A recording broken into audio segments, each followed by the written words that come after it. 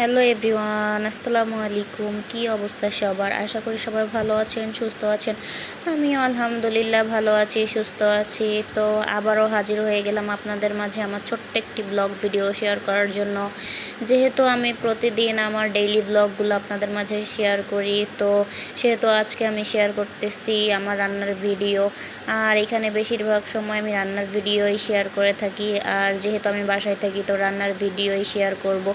তো এটাই স্বাভাবিক। তো এইখানে আমি আজকে রান্না করতেছি বেগুন দিয়ে, আলু দিয়ে, মাছ দিয়ে।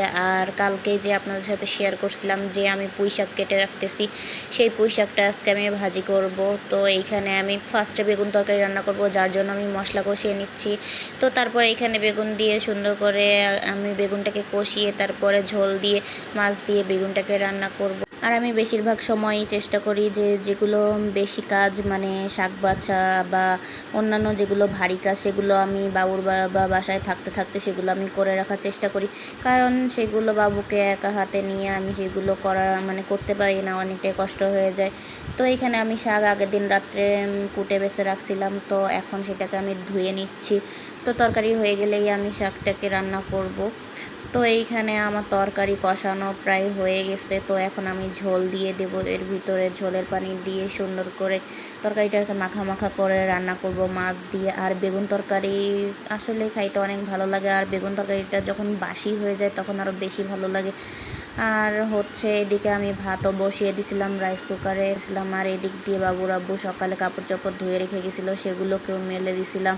আর এদিক দিয়ে আমার তরকারিও প্রায় হয়ে গেছে, আর একটু পরে নামিয়ে নিব।